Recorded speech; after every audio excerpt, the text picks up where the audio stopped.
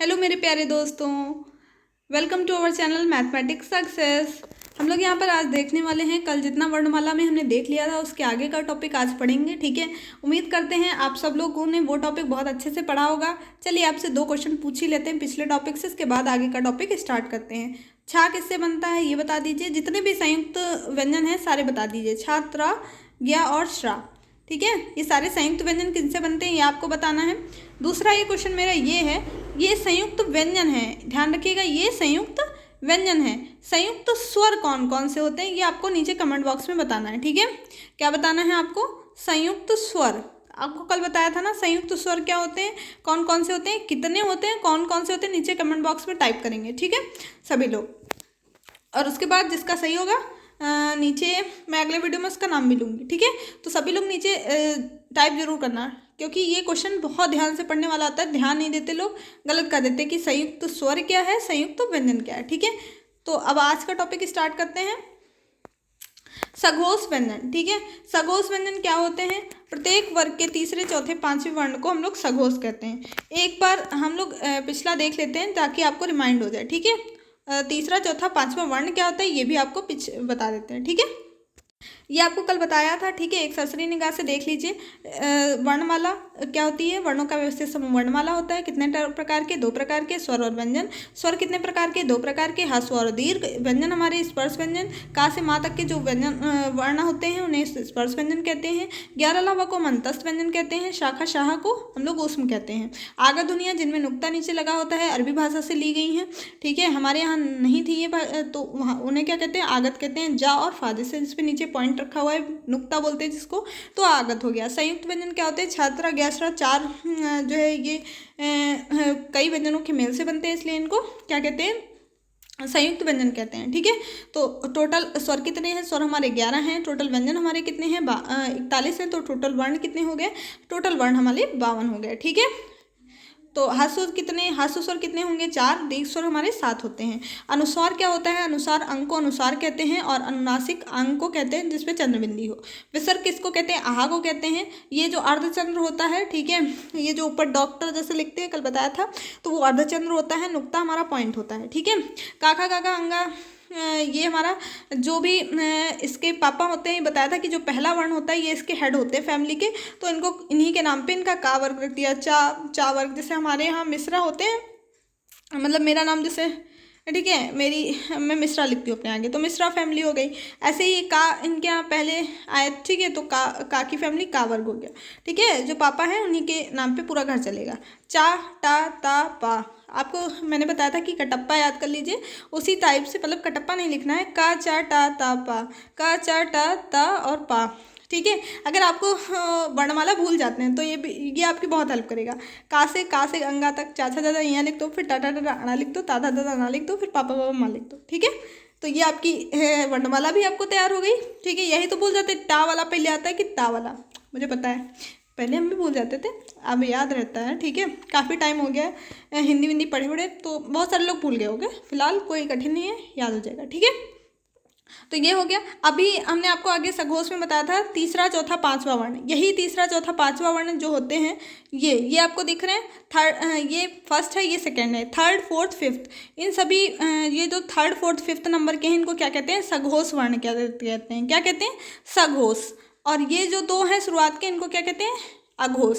अघोष 1 2 अघोष। ठीक है, 1 2 अघोष और 3 4 5 सघोष। 3 4 5 सघोष, याद कर लो, 4 5 बार कहो, याद हो जाएगा। 1 2 अघोष, 3 4 5 सघोष। ठीक है, 1 और 2 अघोष है, आपको याद रखना है, तो आपको पता है बाकी जो बचा वो सारा सघोष होगा। ठीक है, तो आप इस टाइप से भी याद रख सकते हो।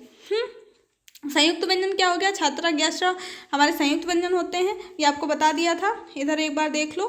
ठीक है, मूल व्यंजन कितने हैं? 33 हैं। अगर आपसे मूल व्यंजन पूछ ले तो बताओगे 33। ठीक है, कुल व्यंजन 41।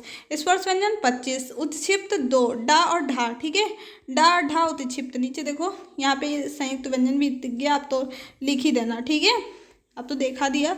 ये देखो उत्क्षिप्त व्यंजन पार्श्विक ला है और लुंठित रा है, अर्धस्वर या और वा है। तो ये 2-3 मिनट में आपका रिवीजन हो गया। ठीक है, कायदे से। अब आगे का देखते हैं। तो ये देखिए सघोष समझ में आया। जो तीसरा चौथा पांचवा वर्ण है, का की लाइन, का, खा, का, खा, गा, घा, अंगा। ठीक है, तो ये जो इधर वाली ये जो तीन आएंगे इधर इधर पूरे में, मतलब का, चा वाली लाइन, टा, ता, पा, जितनी वाली लाइन, तो ये जो 3 4 5 नंबर पे होंगे वो सारे हमारे सघोष होंगे, और जो पहले दूसरे नंबर पे होंगे वो हमारे सारे अघोष होंगे। ठीक है, 1 2 अघोष बाकी सब सघोष, ऐसे भी याद कर सकते हो, 1 2 अघोष बाकी सघोष, तो 1 2 अघोष हो गए, बाकी सारे सघोष हो गए। अब देखो अल्पप्राण महाप्राण क्या होता है। ठीक, 2 चीज़ें आपको रखनी है याद, एक तो अघोष सघोष और दूसरा अल्पप्राण महाप्राण। ठीक है, अब ये कविता तो आपको याद ही हो गई होगी, 1 2 अघोष बाकी सघोष। ठीक है, ऐसे कई बार बोलना, याद हो जाएगा। ठीक है, अब देखो अल्पप्राण महाप्राण क्या होते हैं, ये तो मैं बिल्कुल ईजिली बताऊंगी आपको, बिल्कुल सब याद हो जाएगा। ठीक है, देखो क्या होते हैं, अल्प महा अल्प। ठीक, बोल सकते हो ना, पहले क्या है, आ पहले आता है ना, तो आ अल्प, फिर महा, फिर अल्प, फिर महा, फिर अल्प। तो मतलब जो पहले नंबर पे आएगा वो अल्प होगा, दूसरे पे आएगा वो महा होगा, तीसरे पे आएगा वो फिर अल्प, चौथे पे आएगा फिर महा, फिर 5वें पे आएगा वो फिर अल्प। ठीक है, तो जैसे आपको लिखा निम्न में से अल्प महाप्राण कौन सा है, तो आप देख लो कि बोल दो कि का, खा, गा, घा, अंगा। अल्प ये जो है अल्प पहले आता है, फिर दूसरा वाला नहीं होगा, तीसरे पे फिर से अल्प आएगा और फिर महा आएगा, फिर अल्प आएगा। ठीक है, तो जो मतलब 1 नंबर, 3 नंबर और 5 नंबर, ये क्या हो गए हमारे अल्पप्राण हो गए। ठीक है, 2 और 4 हमारे क्या हो गए, महाप्राण हो गए। एक चीज़ और, ठीक है, एक और ट्रिक बता देते हैं। अब 2 और 4 हमारे, अभी आपको थोड़ा मतलब कंफ्यूज मत होना, सघोष अघोष में आपको अघोष बताया था, 1 2 अघोष बाकी सब सघोष। अब देखो 2 का वर्ग कितना होता है, 2 का स्क्वायर 4 होता है, तो 2 और 4 क्या हो गए, महान हो गया भाई, ये काम तो महान हो गया कि 2 का स्क्वायर 4, ये हमने साथ में ले लिया। ठीक है, 3 4 5, या आप याद कर लो 135 का मतलब 135, ये अल्प है। ठीक है, अल्प है, तो 1 नंबर पे जो आएगा, 3 पे जो आएगा, 5 पे आएगा, वो सब क्या है, अल्पप्राण है। एक चीज़ और आपको बताई थी, जितने भी पंचम वर्ण होते हैं लास्ट वाले, इन सबको क्या कहते हैं, नासिक, मतलब नासिका वर्ण होते हैं। ठीक है, क्योंकि नाक से बोले जाते हैं। ठीक है, तो इतना याद हुआ, सभी को याद हुआ या नहीं, समझ में आया। अब देख लो यहाँ से, ये जो कल बताया था आपको, हाँ एक चीज़ और बताई थी जो अब फिर से देख लो, काखा काका अंगा किससे बोले जाएंगे, का फॉर कंठ, का फॉर कंठ, तो का वाली पूरी लाइन कंठ से बोली जाएगी। चा वाली, चा से बताया था आपको चालू, चालू मीन्स तालू, चा वाली तालू से बोली जाएगी। ठीक है, टा फॉर क्या बताया था, टमाटर, हाँ टमाटर खाया और हमको मूर्छा आ गई, गिर गया हम, मूर्छा मीन्स मूर्धा, मूर्धा से बोली जाएंगे। ता से ताब में बताया था आपको, दा बीच में आता है, ता वाली लाइन में दा आता है, मीन्स दंत से बोले जाएंगे। और पा वाला, पापा के सामने ओठ हमारे क्या हो जाते हैं, बिल्कुल सिल जाते हैं कि हम लोग कुछ बोल नहीं पाते, तो पा वाला ओठ से। ठीक है, समझ में आया, हो गया ना, इतना याद हो गया। अब आपको याद रखना है, शाह, ये जो सलजम वाला शाह होता है, ये हमारा तालू से बोला जाएगा, यहाँ इसके साथ में। ठीक है, चा के साथ में। और जो हमारा सपेरा वाला सा होता है, ये हमारा दांत से बोला जाएगा। ठीक है, मतलब ता के साथ में यहाँ पे। ठीक है, ठीक, ये याद रखें। और षटकोण वाला मूर्धा के साथ में, तो आप इसको कैसे याद रखेंगे, देखो बहुत इजीली बता दे रहे हैं। शाखा साहा आप याद रखेंगे, सा इसके साथ में सलजम वाला सा लिख दो, टा वाले के साथ में क्या लिखना है आपको, टा वाले के साथ में आपको सपेरा वाला सा लिखना है, और सपेरा वाला नहीं, षटकोण वाला सा लिखना है, और ता के साथ में सलजम सपेरा वाला सा। ठीक है, तो ये तालू से हो जाएगा, ये वाला सा, और ये वाला मूर्धा से, और ये वाला दांत से। ठीक है, तो ये हो गया, तो इनको भी याद रखेंगे, काय से बोले जाते हैं। वाह हमारा 2 चीज़ों से बोला जाता है, जब आप संस्कृत पढ़ेंगे तो आपको पता चलेगा। वकारस्य दंतोष्टम, मतलब जब टेट देंगे, सी टेट देंगे, और उसमें जो लोग इंग्लिश नहीं लेते वो संस्कृत ले लेते हैं, तो वो संस्कृत का पेपर देंगे। और सुपर टेट अगर आप देंगे तो उसमें तो आपको संस्कृत भी पढ़नी पड़ेगी, इंग्लिश भी पढ़नी पड़ेगी। तो सुपर टेट में आप जब पढ़ेंगे तो आपको पढ़ाया जाएगा कि वकारस्य दंतोष्टम, ये सूत्र होता है। ठीक है, वाह, वकारस्य मीन्स वाह बोला जाता है किससे, दंत और ओष्ठ से, किससे, दंत और ओष्ठ से। ठीक है, दांत से भी बोलेंगे वाह, बोलो वाह, तो आपके ओठ भी यूज़ होंगे और दांत भी, तो इसको क्या कहेंगे, दांत और ओष्ठ दोनों से प्रयोग होगा। ठीक है, अब अनुस्वार और नासिक, ये देख लो इनमें डिफरेंस क्या है। अनुस्वार क्या होता है, नाक से अधिक सांस लें तो अनुस्वार, अनुनासिक क्या है, जब कम सांस लेंगे तो अनुनासिक है। ठीक है, समझ में आया इतना। अब देख लेते हैं कुछ क्वेश्चंस। तो देखते हैं क्वेश्चंस। ठीक है, निम्न में से कौन सा मूल स्वर नहीं है? ठीक है, मूल स्वर कौन सा नहीं है? अभी आपको बताया था मूल स्वर कौन कौन से होते हैं। संयुक्त स्वर संयुक्त स्वर जो आएंगे वो मूल स्वर में नहीं आएंगे। ठीक है, तो मूल स्वर कौन सा नहीं है? ठीक है, आ भी मूल है हमारा, ई भी मूल है और ऊ भी मूल है। ओ हमारा किससे बनता है? आ और ऊ से बनता है, इसलिए ये हमारा मूल स्वर नहीं है।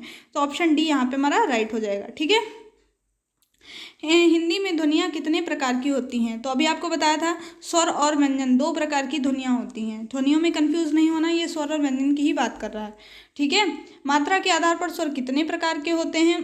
तो बताइए कितने प्रकार के होते हैं? ह्रस्व, दीर्घ और प्लुत। आपको कल बताया था, तो ये 3 प्रकार के होते हैं। ठीक है, अगला है जिह्वा के आधार पर स्वर कितने प्रकार के होते हैं? तो जिह्वा में आपको बताया था कितने प्रकार के होते हैं? अग्र स्वर, पक्ष स्वर और मध्य स्वर, 3 प्रकार के होते हैं। तो यहाँ पे ऑप्शन बी हमारा राइट हो जाएगा। ठीक है, अगला है एक से अधिक वर्णों के मेल को क्या कहते हैं? जब एक से अधिक वर्णों का मेल हो जाता है तो वो क्या बन जाता है? व्यंजन बन जाता है। ठीक है, समझ गए?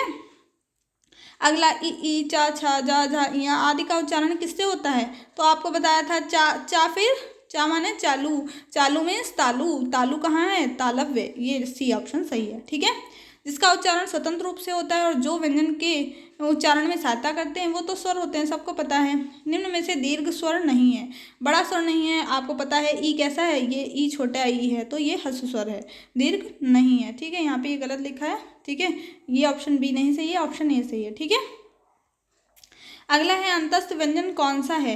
अंतस्थ व्यंजन या, रा, लावा होते हैं। तो आपको दिख रहा है या, रा, लावा में से कोई है तो वा है। ठीक है, ये सही है। अगला है अल्प प्राण कौन सा है? तो आपको बताया था अभी अल्प, महा, अल्प। ठीक है, 1, 3, 5। तो 1 नंबर वाला कोई है? खा हमारा 2 पे आता है, तो ये तो हमारा महा हो गया। ठीक है, 3 पे ये आता है, गा हो गया। ठीक है, तो हमारा ऑप्शन बी सही हो गया। ठीक है, निम्न में से घोष कौन सा है? घोष कौन सा है? घोष अभी आपको बताया था, घोष में सघोष वर्ण। सघोष 1, 2 अघोष, बाकी सब सघोष। जो तीसरे ये 1 पे आता है तो ये तो अघोष होगा, ये नहीं हो सकता। चा भी 1 पे आता है, चा नहीं, जा नहीं, जा 1 पे नहीं आता, जा हमारा 3 पे आता है ना। चा, छा, जा। ठीक है, चा नहीं हो सकता, का हमारा 1 पे होती है, ये भी नहीं, टा भी नहीं। ये सारे क्या हो गए? अघोष हो गया। ये जा वाला सघोष हो गया। ठीक है, ऑप्शन ए बिल्कुल राइट हो गया। ठीक है, अगला देखो, ओठ से कौन सा बोला जाता है? तो ऊ हमारा ओठ से बोला जाता है। ठीक है, तो ये याद रख लेना, ये शायद वहाँ पे लिखवाना भूल गए। तो ऊ हमारा ओठ से बोला जाएगा। आ हमारा कंठ से बोला जाएगा। ठीक है, ई हमारा आ, ई, ऊ ऐसे लिख लेना। ठीक है, आ हमारा कंठ से, ई हमारा तालु से। ठीक है, और री से ऋषि हमारा मूर्धा से। ठीक है, ये लिख लेना। काकल्य वर्ण किनको कहते हैं? काकल्य वर्ण कौन सा है? तो हा को हम लोग काकल्य वर्ण कहते हैं, इसको याद रख लेना। काकल्य वर्ण है। पार्श्विक क्या होता है? ला पार्श्विक होता है, रा लुंठित होता है और हा हमारा काकल्य है। अगला है या का उच्चारण स्थान क्या है? या का उच्चारण स्थान हमारा तालु होता है। ठीक है, या का उच्चारण स्थान क्या है? तालु। ठीक है, रा क्या है? लुंठित है, सर्य है, सगोस है, अल्पप्राण है। ये चारों हैं क्या? रा है। ठीक है, ध्यान रखेंगे। अंतस्थ और ऊष्म वर्ण कितने होते हैं? तो आपको पता है 4 अंतस्थ होते हैं, 4 ऊष्म होते हैं। तो कितने टोटल हो गए? 8 हो गया। ऑप्शन बी राइट है। अगला है दृघ का वर्ण विच्छेद करिए। वर्ण विच्छेद में क्या होता है? इसको अलग अलग लिखना होता है। दा में क्या है? एक तो री है, री से ऋषि है। गा में क्या है? आ है। ठीक है, आ छिपा हुआ है, तो इन सबको प्लस लगा दो, यहाँ हलंत लगा दो।